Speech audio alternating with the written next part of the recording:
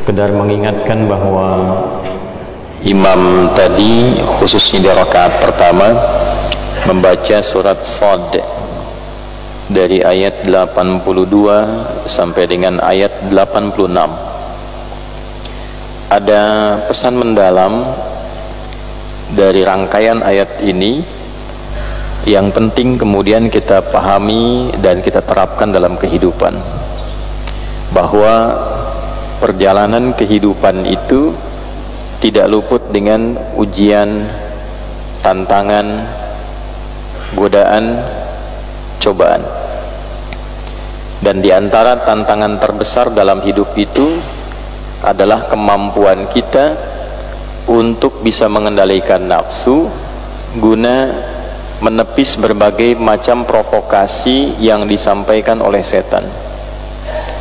Sebab deklarasi pertama setan sebelum kakek moyang kita Adam alaihissalam turun ke bumi, itu deklarasi pertamanya adalah mengganggu seluruh anak cucu keturunan Adam.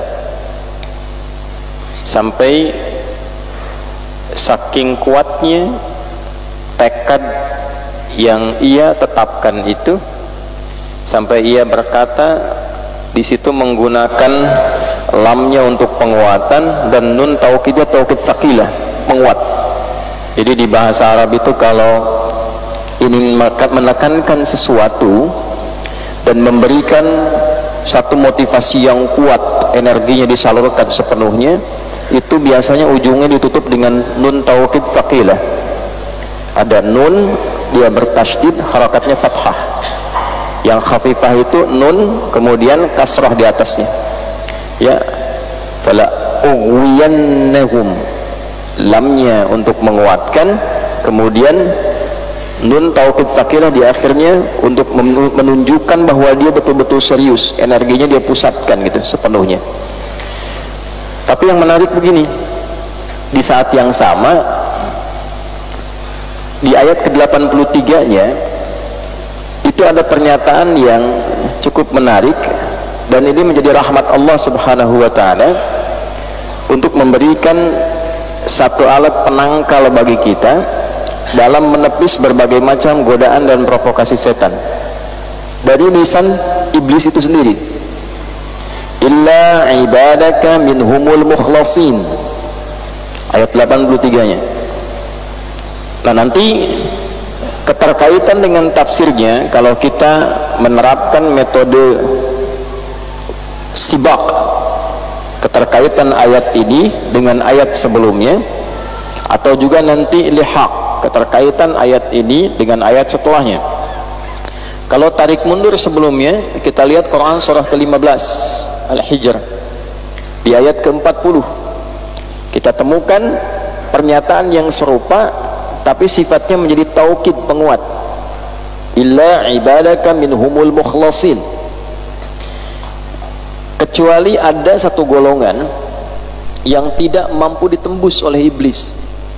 Dan iblis sendiri mengatakan akan ada potensi digoda dari depan, dari belakang, dari kanan, dari kiri, dari semua arah yang umumnya dikerjakan oleh manusia. Kalau maju kan ke depan, Pak, ya, mundur ke belakang kan, ya, geser kanan atau kiri, nggak ada orang bergerak ke atas gitu, ya. Kalau dikubur di bawah, kalau kembali kemudian selesai, roh naik, selesai kan. Maka di semua bagian sisi yang kita lalui dalam beraktivitas itu setan mengatakan dia hadir.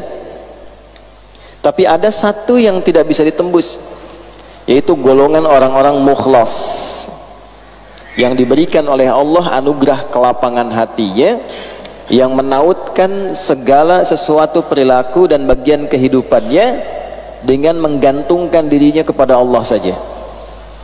Maksud sederhananya begini, seseorang yang membangun hubungan dekat dengan Allah, kemudian dari kedekatannya itu terjadilah anugerah yang Allah berikan kepadanya berupa seperti benteng, ya, perisai yang menghalangi iblis dan seluruh keturunannya berupa setan untuk sekedar menggoda atau memberikan provokasi kepadanya. Nggak tembus, bahasa singkatnya begitu, ya, tidak tembus. Ada satu golongan yang tak tembus aku goda, Siapa dia? Adalah orang yang dianugerahi keikhlasan pada setiap perilakunya. Mukhlas.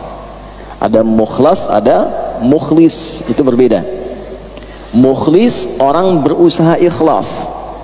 Ketika mendapatkan anugerah keikhlasan itu, maka berubah namanya dari mukhlis menjadi mukhlas. Bagaimana sampai ke tahap itu?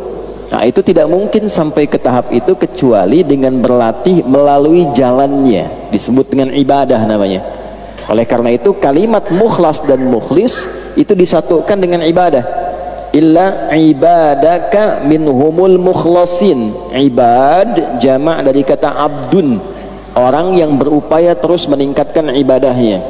Tunggalnya disebut dengan abdun, jamaknya disebut dengan ibadun. Jelas ya? Mukhlis juga begitu. Karena mukhlis sifatnya usaha, maka yang disandingkan dengan mukhlis kata kerja.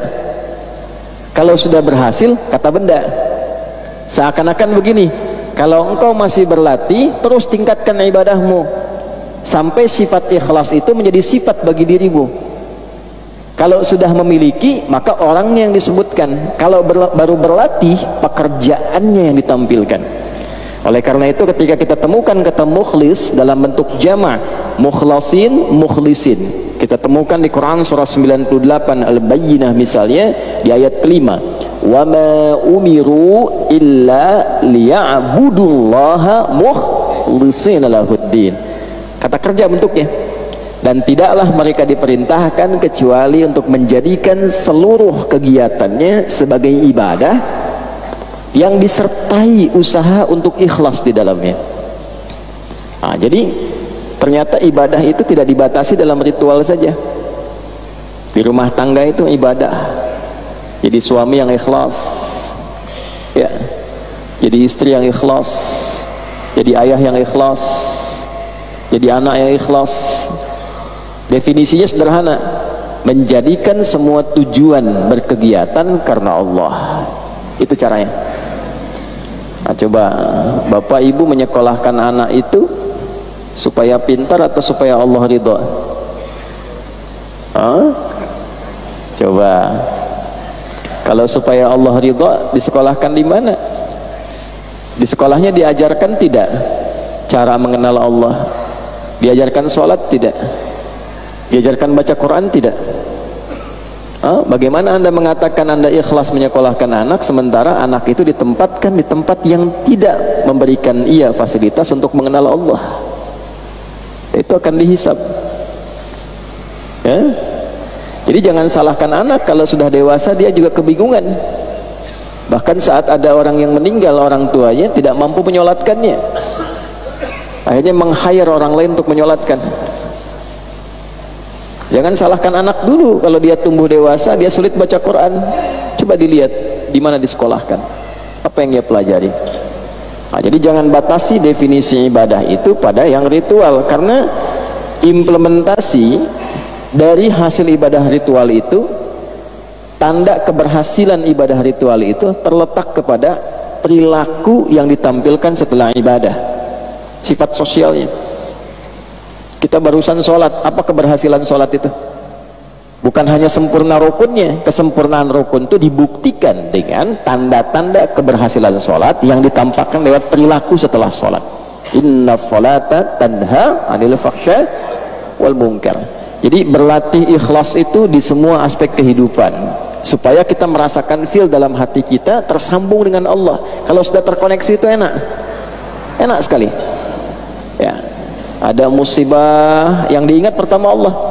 Tidak mungkin saya mengalami ini kalau Allah tidak tetapkan. Pasti ada hikmahnya, pasti selesai.